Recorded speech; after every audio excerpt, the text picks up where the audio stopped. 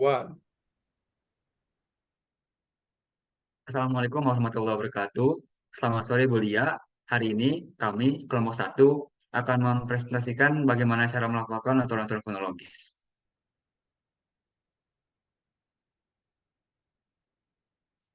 Sebelumnya, sebelum kami mempresentasikan apa itu aturan-aturan kronologis, berikan saya kesempatan untuk memperkenalkan anggota-anggota kelompok kami. Itu kelompok kami adalah saya sendiri, Saka Zunin, kemudian Dani Alfian Dinianto, kemudian ada Jansen Gunawan, Raka Arita, dan Diansyah Dwi Putra.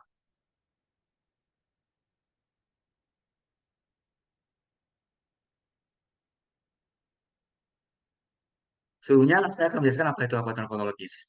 In a nutshell, aturan fonologis mengacu pada notasi tertulis, baik formal atau non-formal, yang menunjukkan sistem atau perubahan yang terjadi kepada fonem di berbagai macam kondisi pada suatu bahasa. Perubahan-perubahan ini bisa menjelaskan perubahan serbahasa yang bisa jadi karena untuk kemudahan pelafalan dan alasan-alasan lainnya.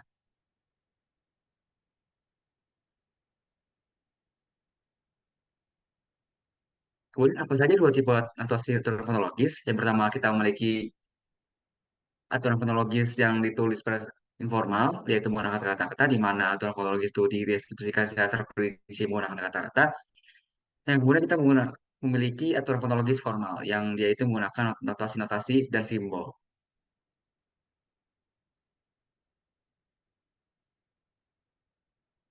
Dari itu, ada pula dua tipe notasi formal, yaitu yang pertama ada standar, seperti yang kita bisa lihat di layar, yang menunjukkan bahwa fonem X menjadi fonem Y di satu kondisi tertentu, kemudian terdapat transport rasional, yang menunjukkan bahwa misalkan, seperti yang kita bisa lihat di layar, vowel konsonan-konsonan berubah menjadi konsonan vowel konsonan-konsonan.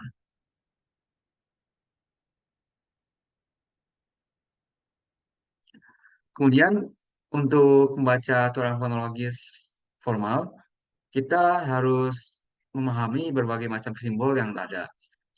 Simbol-simbol ini yang umumnya sering muncul terdapat dua garis miring yang menunjukkan bahwa fonem yang sebelumnya yang akan berubah, kemudian kurung bracket yang menunjukkan bahwa apa yang fonem yang berubah itu, kemudian terdapat satu garis miring yang menunjukkan di mana kondisi di mana fonem itu berubah, dan kemudian ada tanda panah yang menunjukkan perubahan daripada fonem tersebut.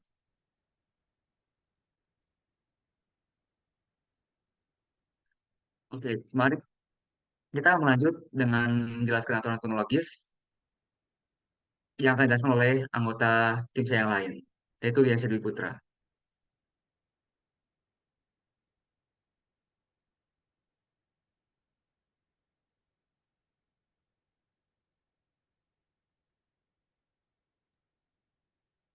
Aturan fonologis yang pertama adalah aspiration rule, aturan aspirasi, yang mengatakan bahwa setiap kali sebuah bunyi four stops, bah, teh, ke, ketika bunyi-bunyi tersebut berada sebelum eh, stress vowels, maka mereka akan teraspirasi. Contohnya di kata pep, test, dan kick. Tidak dibaca pep, tapi dibaca pep. Notasinya adalah ketika ada sebuah konsonan yang minus sonoran, minus continuan, minus voice, kemudian ada tanda panah, itu menunjukkan perubahan menjadi aspirated ketika menjadi sebuah initial position atau berada sebelum vowel plus stress. Selanjutnya, kemudian ada unaspiration rule yang merupakan kebalikan dari aspiration rule. Unaspiration rule mengatakan bahwa setiap kali voiceless stops, bah, the, ke, berada setelah bunyi konsonan s, maka dia akan menjadi unaspirated. Contohnya di kata stop, spot, skip, tidak dibaca stop atau spot atau skip. Notasinya adalah ketika ada sebuah konsonan minus sonoran, minus continuan, minus voice, tanda panah itu menunjukkan perubahan ke minus aspirated ketika mereka berada setelah uh, bunyi s. Selanjutnya, kemudian ada vowel length. Vowel length mengatakan bahwa sebuah vowel akan terpanjangkan ketika berada sebelum voice consonants. Contohnya di kata bad, leave, sad. Tidak dibaca dengan bad, tapi bad. Notasinya adalah sebuah vowel V, ada tanda panah menunjukkan perubahan menjadi V dengan titik dua artinya dipanjangkan atau lengthen. Vowel yang terlengthen atau yang terpanjangkan ketika berada sebelum consonant plus voice. Selanjutnya, nasalization rules. Sebuah vowel yang adalah bunyi oral, sonoran, akan ternasalisasi ketika dia berada di sebuah lingkungan, environment, sebelum segmen nasal. Kemungkinan berada sebelum nasal consonants. Di kata C, biasanya dibaca C, tapi ketika dia berada sebelum nasal consonants an, maka dia dibaca menjadi said. Notasinya adalah V vowels, tanda panah berubah menjadi plus nasal ketika berada sebelum konsonan plus nasal. Selanjutnya, metathesis. Metathesis biasanya terjadi ketika ada kumpulan konsonan cluster yang berurutan konsekutif. Biasanya konsonan pertama akan berpindah posisi dengan vowels sebelumnya. Contohnya ini adalah dari bahasa Austronesia. Danat Kivoli itu dibaca menjadi Danta Kivoli. Terjadi tukar posisi di sana. Metathesis mengacu pada pertukaran posisi. Notasinya adalah V vowels. Ini adalah notasi transformasional. V vowels, consonants, consonant, consonants. Berubah, ada strip di bawah panjang. Yang juga biasa dinotasikan dengan tanda panah. Berubah menjadi consonant, vowels, consonant, consonant. V bertukar posisi dengan konsonan. Selanjutnya. Untuk selanjutnya akan dipresentasikan oleh saya, Raka Radita Baswara. Ada labialisasi. Jadi labialisasi adalah kondisi ketika posisi bibir kita mengatup atau menutup ketika kita menyebutkan suatu vowel. Jadi seperti misalnya dalam contohnya Nupe, bahasa Afrika Barat, ada egu, ego, dan ega. Ega dibaca seperti biasa, namun ego dan egu karena dilabialisasikan berubah suaranya menjadi egu atau ego. Jadi notasinya adalah konsonan akan berubah menjadi plus round, akan bertambah roundnya ketika ada sebelum vowel yang ada roundnya.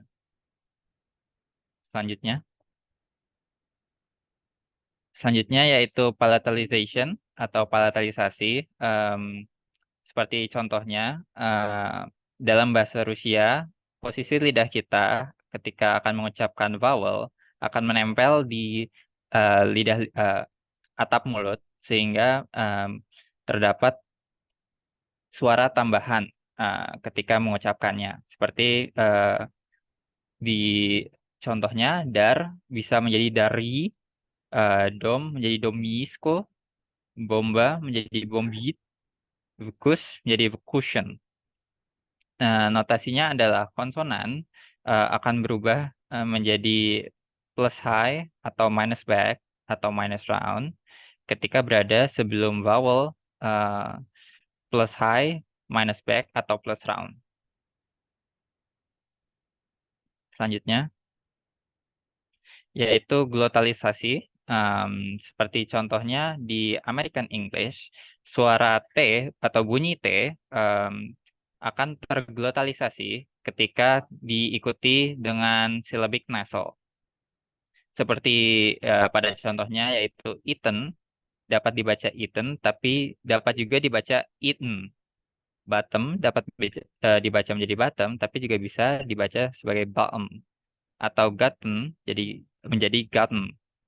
Jadi notasinya yaitu bunyi T akan berubah menjadi simbol tanda tanya tersebut ketika berada di sebelum konsonan plus silabik atau plus nasal.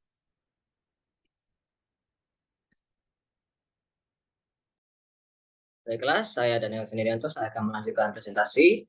Selanjutnya adalah adventitious rule. Dalam peraturan adventitious atau insertion, simbol null pada arah panah kiri dari panah itu dan segmen akan dimasukkan ke dalam bagian kanan yang ditandai oleh tanda garis bawah. Biasanya peraturan ini mencakup pemasukan suara atau suara bunyi baru dalam suatu pengucapan kata yang berbentuk seperti suku kata baru, seperti athlete dalam kata athlete dan film dalam kata film. Selanjutnya,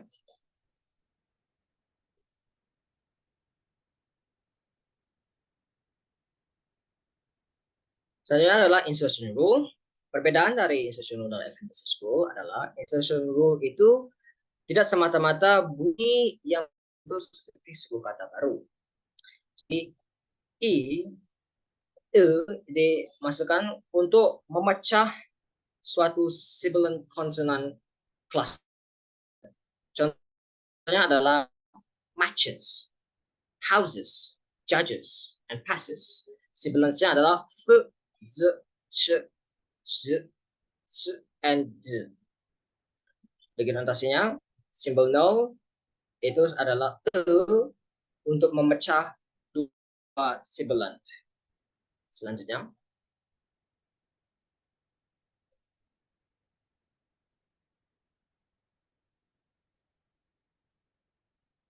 adalah Elysian rule. Elysian rule ini berdasarkan peraturan yang berbalik dari adventitious dan insertion, di mana terjadinya pengurangan bunyi dalam simbol null. Jadi misalnya bisa dilihat dari notasinya X di mana null itu terjadi pengurangan dari segmen Y. Contohnya seperti suku kata pertama dari potato menjadi tato dan suku kedua pada bicycle jadi bicycle. Baiklah.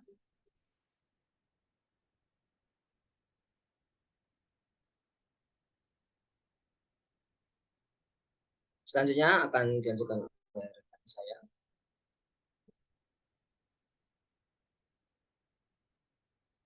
Baik, untuk selanjutnya itu ada notation rule untuk devoicing, di mana voice stop itu yang menghalang akan jadi devoice apabila hal tersebut terjadi di akhir sebuah kata. Contohnya itu adalah tub, dibaca seperti tub. Dog, dibaca seperti dog. Nah, notasinya itu seperti berikut. Konsonan yang negatif sonoran, negatif kontinuen, dan tetapi dengan adanya voice menjadi negatif voice apabila terjadi di akhir sebuah kata. Selanjutnya itu adalah deletion jenis pertama, yaitu di mana konsonan terakhir itu akan dihapus atau tidak dibunyikan apabila kalimat di kata berikutnya itu dimulai dengan sebuah konsonan. Contohnya itu cup itu dibaca sebagai cup. Cat itu dibaca sebagai cat. Nah, notasinya itu sebagai berikut. Konsonan ini akan dihapus apabila berada di akhir sebuah kata dan diikuti dengan sebuah konsonan. Deletion jenis kedua itu akan terjadi apabila dalam sebuah kata bunyi R itu tidak dibunyikan apabila itu diikuti dengan sebuah konsonan atau dia itu berada di akhir sebuah kata. Contohnya itu farm dibaca jadi farm, dark dibaca jadi dark, father dibaca jadi father, deer dibaca jadi deer. Nah, notasinya itu seperti bunyi itu dihilang apabila terjadi di akhir kata dengan plus konsonan atau dan juga dengan negatif syllable. Lalu itu juga ada dissimulation, yaitu yang frikatif kedua dari cluster frikatif itu akan diubah menjadi sebuah stop. Contohnya itu terdapat dalam frikatif dissimulation seperti sixth, fifth. Nah, itu dia ada dari kata awal ini dari five atau six. Ya, terdapat stop. Notasi sebagai berikut. Konsonan yang negatif sonoran itu akan menjadi negatif alpha continuan atau alpha continuan.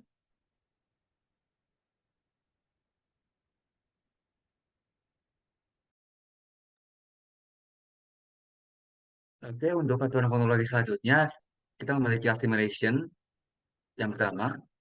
Assimilation pertama itu merujuk kepada ketika segmen yang memiliki fitur dibunyikan menjadi tidak berbunyi ketika segmen setelah itu tidak berbunyi.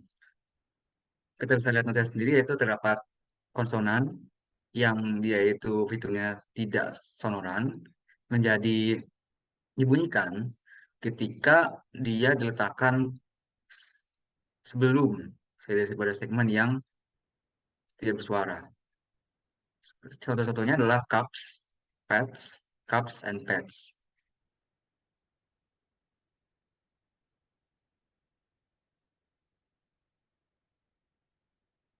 Kemudian aturan fonologis berikutnya terdapat assimilation yang kedua, yang dimana ketika kita memiliki prefix in, yaitu prefix standar yang menunjukkan bahwa no, in, arti tidak, basically, menjadi in ketika in itu diletakkan sebelum konsonan velar, menjadi in ketika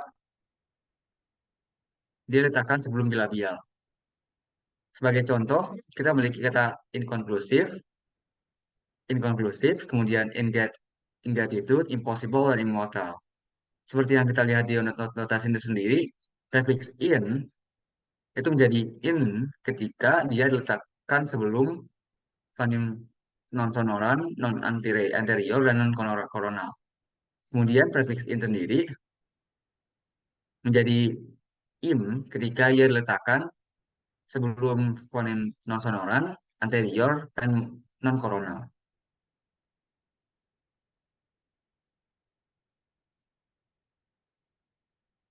Kemudian kita memiliki aturan fonologis yaitu e-voicing rules, yang maksudnya bahwa i menjadi dibunyikan ketika itu diletakkan setelah silabel yang di awalnya itu memiliki voiceless stops.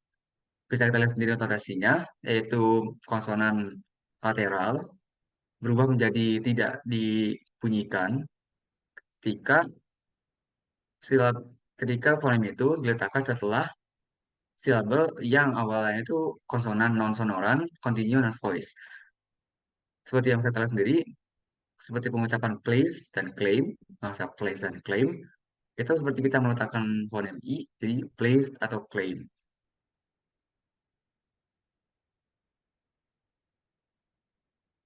Kemudian aturan terakhir adalah coalescence rule. Coalescence rule merupakan ketika ada non-continuan dan fonem H adalah contiguous dan mereka digantikan oleh aspirated non-continuan.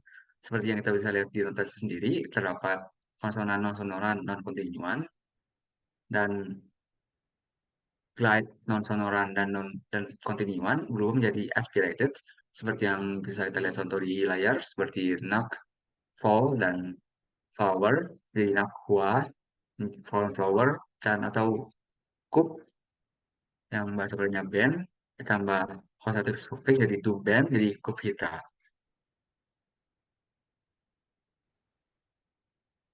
Baiklah, pada segmen ini saya akan menjelaskan notasi tentang FNCS rule. Notasi dari FNCS rule ini adalah simbol no Itu masukkan ke dalam segmen Y karena memiliki bunyi X. Begitulah notasi efektivitas full.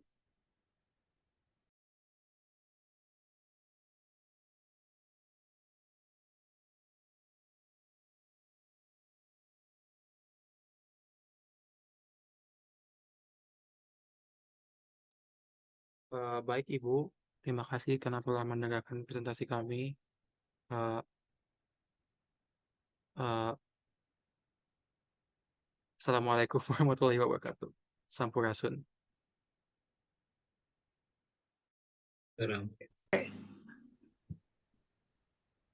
Assalamualaikum warahmatullahi wabarakatuh.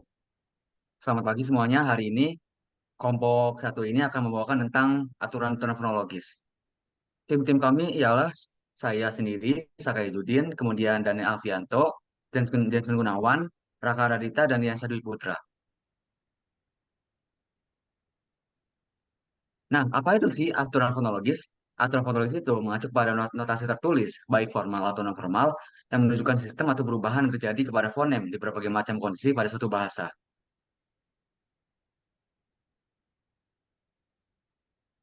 Apa saja sih dua tipe notasi aturan fonologis? Nah, aturan daripada fonologis ini bisa dituliskan dalam bentuk informal, yaitu dideskripsikan melalui kata-kata, dan juga formal, yaitu dideskripsikan melalui notasi.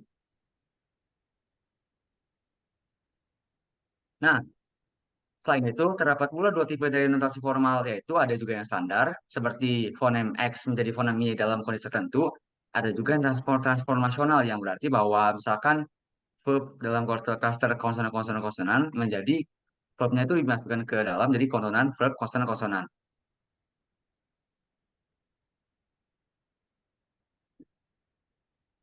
Kemudian, apa saja dalam membantu kita untuk membaca aturan-aturan fonologis, apa saja sih atau simbol-simbol tersebut? Dua garis miring mengacu pada fonem yang di fonem yang kita sedang bahas dalam aturan fonologis. Kemudian ada dua kurung braket yang menunjukkan bahwa bagaimana apa itu yang fonetik yang berubah. Kemudian satu garis miring menunjukkan di mana kondisi daripada fonem itu berubah. Kemudian garis bawah menunjukkan bahwa apa segmen yang efek yang diubah. Kemudian garis miring menunjukkan bagaimana perubahannya dan lain-lain.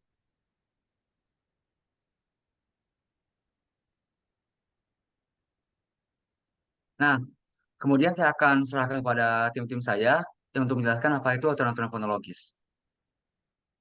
Yang pertama ada aspiration rule, di mana ketika sebuah voiceless stops uh, menjadi konsonan inisial atau konsonan berada sebelum uh, stress vowels, maka dia menjadi teraspirasi.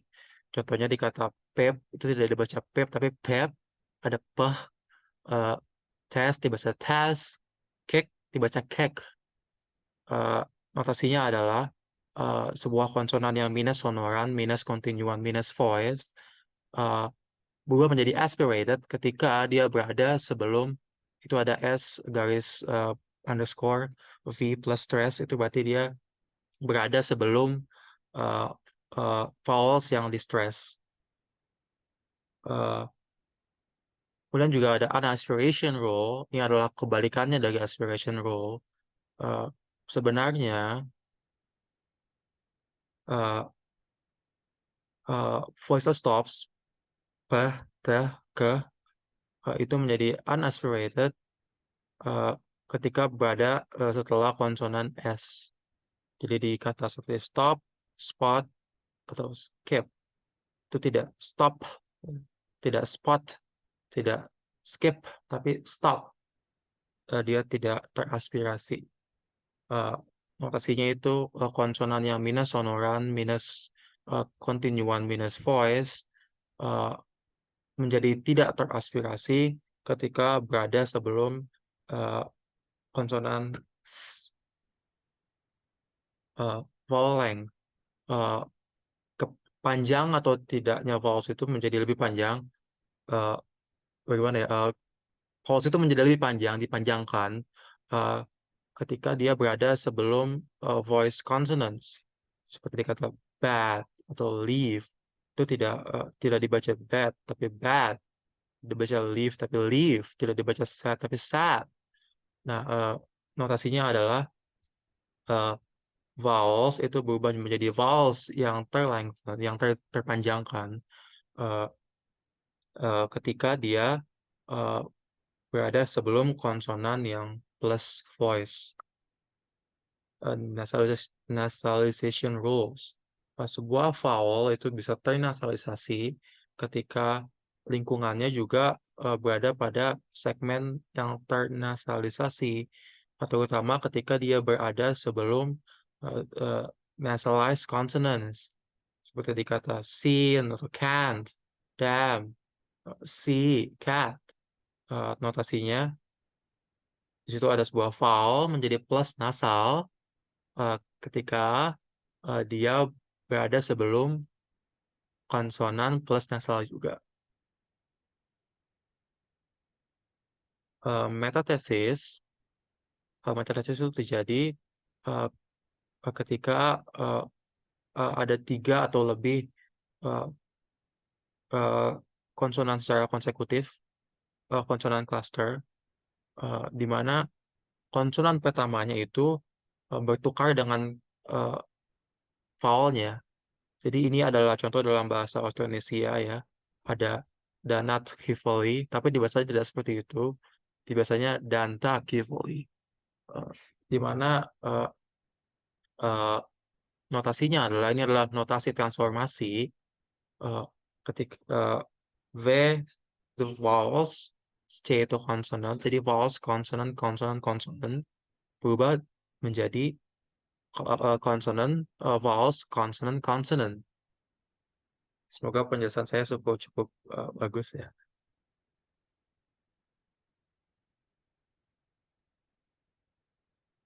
Selanjutnya Raka. Oke, semoga suara saya terdengar.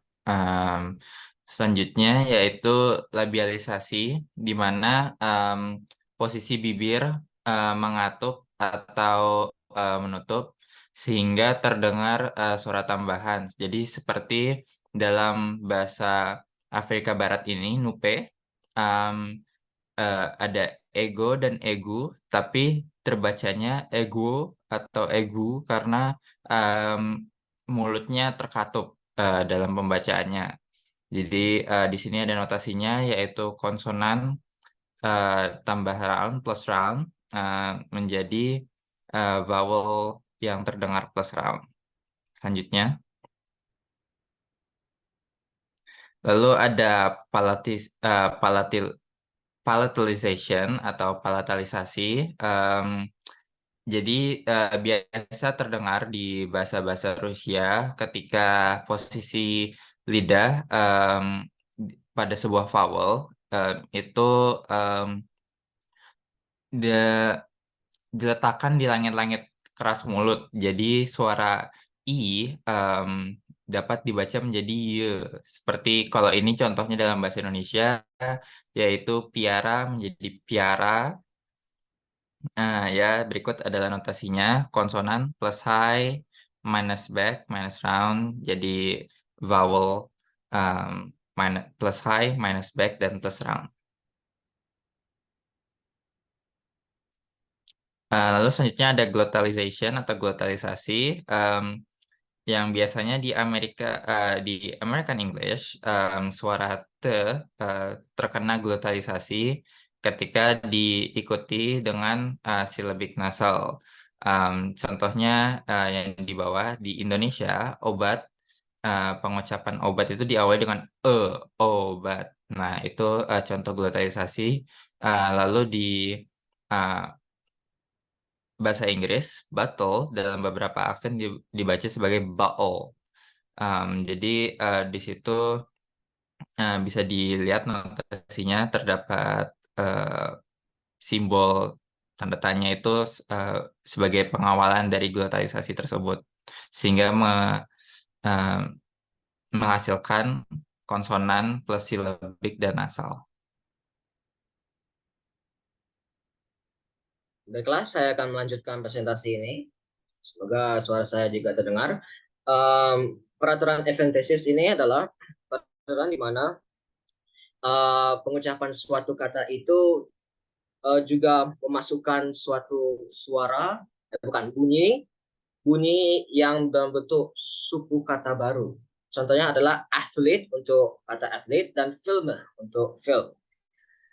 Dalam peraturan ini, simbol 0 itu masuk ke dalam segmen yang di posisi kanan ini. Selanjutnya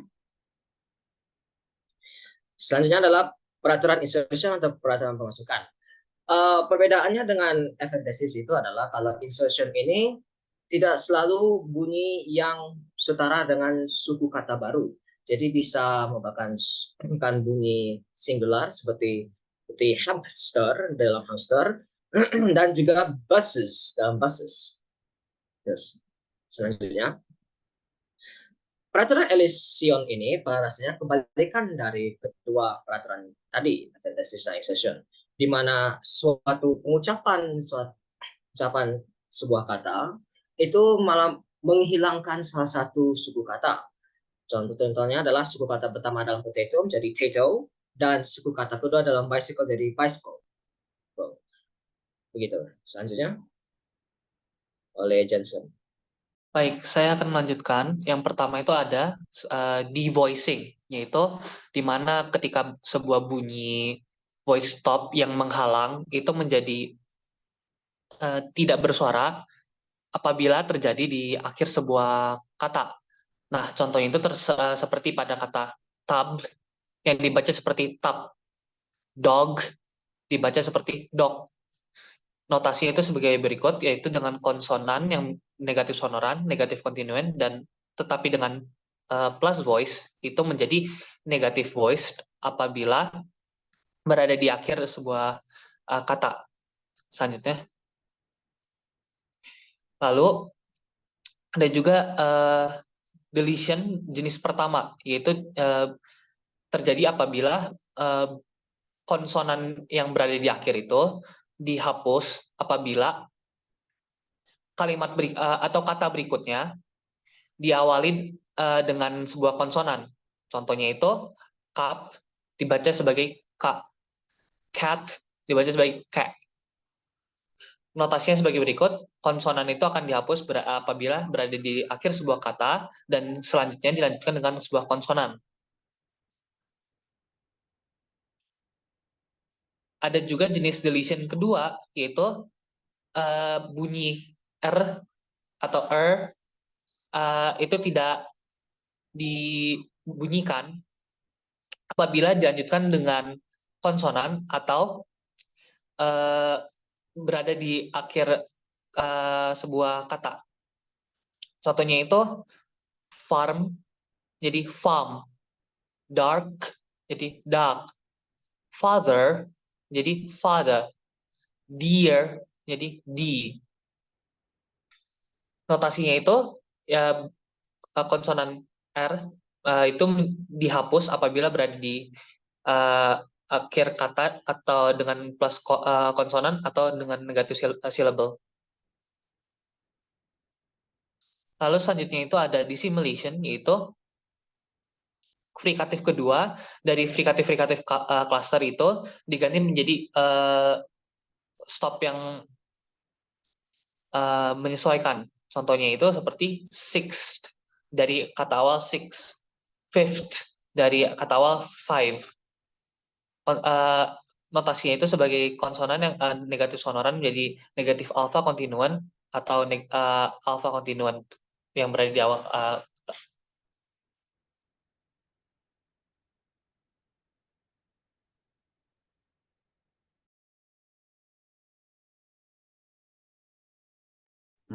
Aturan selanjutnya yang akan saya jelaskan itu assimilation 1. Assimilation 1 di sini memiliki aturan ketika suatu segmen yang dibunyikan menjadi tidak berbunyi ketika segmen berikutnya yang mengikuti dia adalah tidak berbunyi. Misal konotasinya adalah misalkan kita memiliki konsonan tidak sonoran. Nah, konsonan tidak sonoran itu berubah menjadi dibunyikan kalau misalkan dia itu berada terletak setelah suatu fonem yang berbunyi. Misalkan cups, pets, cups, bags, dan lain-lain.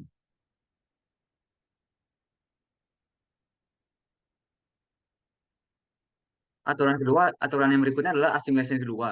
Asimilasi yang kedua ini memiliki aturan bahwa prefix in yang menjadi standar yang berarti memiliki makna tidak atau bukan menjadi in ketika dia itu diletakkan sebelum konsonan velar dan menjadi im ketika in tersebut itu diletakkan sebelum bilabial.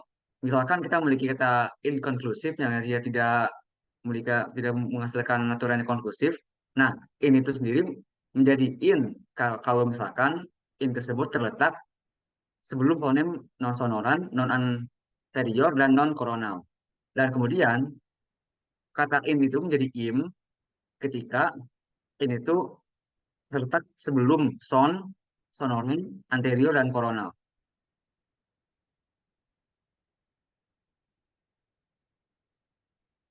Aturan berikutnya adalah ide voicing rules. Ide voicing rules sendiri mengacu kepada peletakan atau peletakan i setelah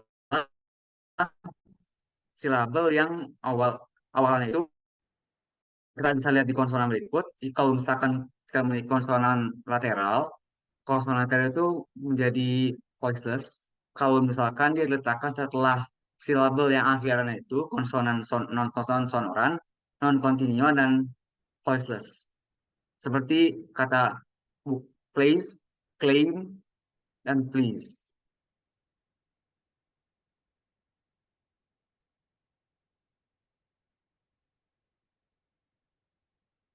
Nah, untuk aturan yang terakhir, kita memiliki coalition rule.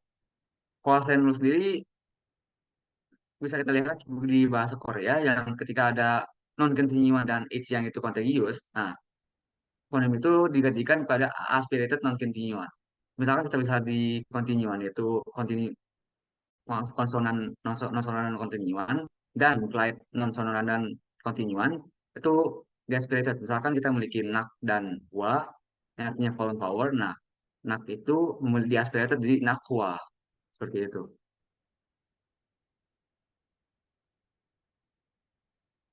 Oke, terima kasih semuanya karena sudah mendengarkan.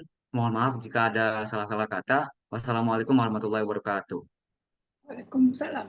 Oke, recordingnya close dulu. Berikutnya